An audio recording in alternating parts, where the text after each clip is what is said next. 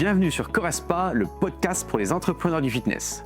Je suis Guillaume Legrand, fondateur de Correspa, et ici on parle business, franchise, rentabilité, stratégie et mindset pour aider les coachs et les entrepreneurs à ouvrir et développer un club de sport performant. Tu veux structurer ton activité, attirer plus de clients et maximiser tes revenus? Tu veux un concept clé en main qui fonctionne?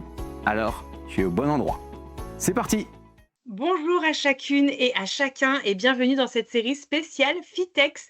Pendant 7 jours, on va vous parler et vous challenger sur le métier de coach, de freelance ou d'entrepreneur dans le sport et le bien-être avec Guillaume. Salut Guillaume, est-ce que ça va et est-ce que tu es prêt à répondre à mes questions?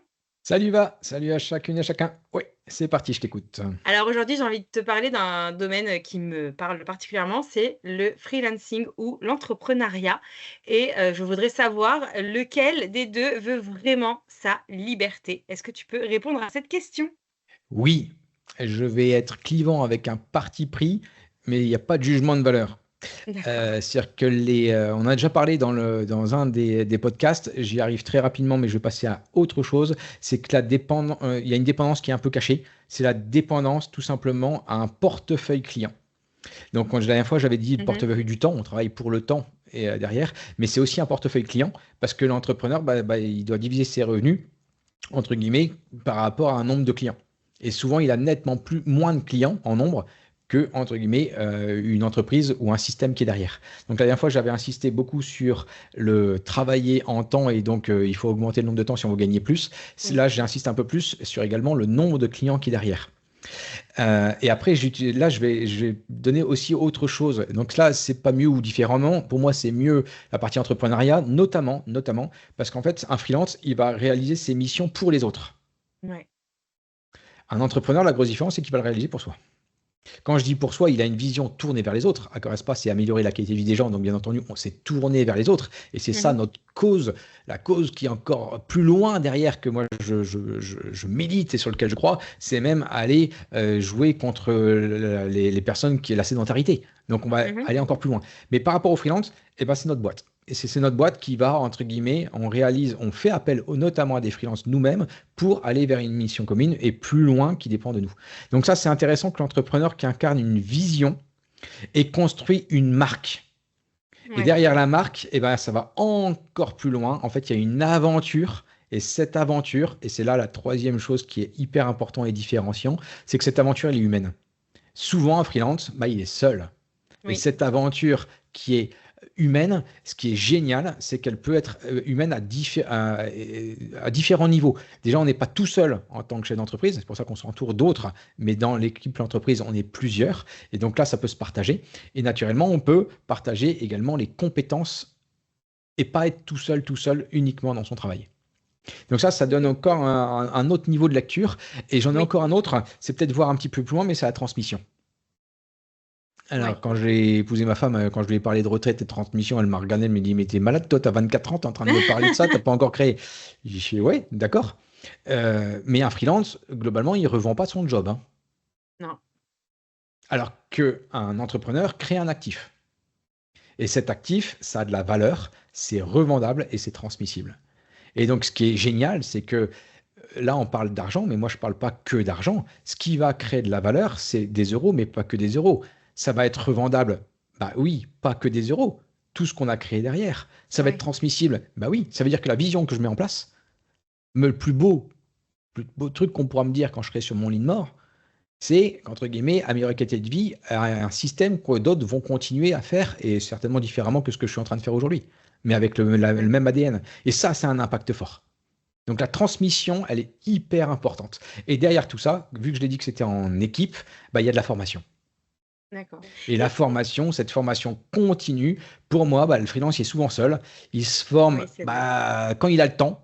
S'il a le temps, c'est pour pas faire autre chose. On en revient toujours au même, on C'est tourne vrai. en rond. Et sans structure. Alors que derrière, on peut développer humainement nettement plus fort et nettement plus vite. Donc voilà un petit peu ce qui m'anime. Encore une fois, c'est pas forcément à opposer, mais ce qui est sûr, c'est que moi, ce qui m'anime dans mon projet de vie, c'est pas être en freelance. D'accord et alors si je peux me permettre le parallèle avec Correspa et le fait d'arriver, parce que les personnes qui nous écoutent sont soit des coachs qui ont envie, de passer le cap et de monter leur boîte et une boîte de monter leur club et pourquoi pas Corespa, ou des entrepreneurs qui potentiellement ont aussi envie de passer le cap et d'investir dans un club Corespa. Comment tout ça tu le tu l'animes, dans le cadre de la franchise et du franchiseur Corespa? Ouais, il Alors faudra en que tu me quelques préviennes mots quand tu me poses des pardon. questions comme ça, hein.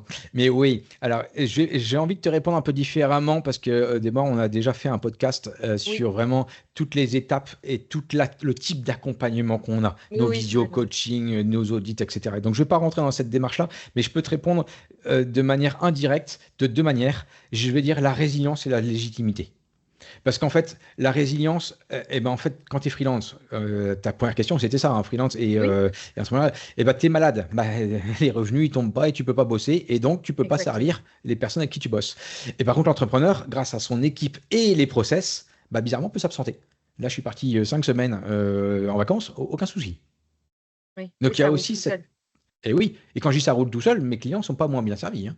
Oui, bien sûr. Donc ça, c'est vraiment cette notion-là que l'activité qui permet de tourner, de concilier votre vie perso et de concilier, bah, de rendre service à votre mission, votre promesse que vous avez fait.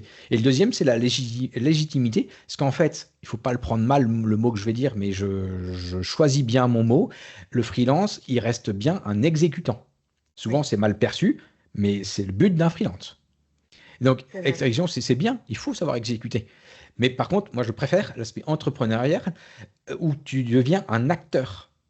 Et l'acteur qui est reconnu dans son secteur, bah, venez au Fitex, vous verrez où est implanté Ecorespa, quelle image on a, et allez voir les fournisseurs qui sont à côté, allez voir nos concurrents, vous verrez ce que c'est que Corespa, et derrière, vous allez voir toute la machine qui est derrière pour pouvoir arriver à ce niveau d'excellence. Et donc, c'est ça qui va Intéressant. naturellement attirer aussi les opportunités. Bah, écoute, c'est très clair. Je pense qu'on va s'arrêter là et si jamais ça résonne en toi, si tu as envie de passer, le cap et de devenir un entrepreneur entouré et un entrepreneur Corespa, n'hésite pas à venir nous visiter au salon du Fitex. On sera en face du village des coachs et on y sera du 10 au 12 octobre, à Paris. Alors n'hésite pas à venir rencontrer Guillaume et l'équipe Corespa.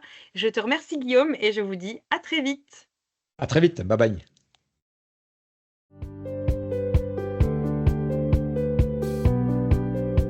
Corespa, c'est bien plus qu'un club de sport. C'est une opportunité pour réussir dans le secteur en tant qu'entrepreneur. Tu veux lancer ton propre club sans partir de zéro? Tu veux un modèle éprouvé et un accompagnement pour réussir? Alors réserve un rendez-vous en visio sur mon agenda en ligne et parlons de ton projet. À très vite pour un nouvel épisode et d'ici là, passe à l'action!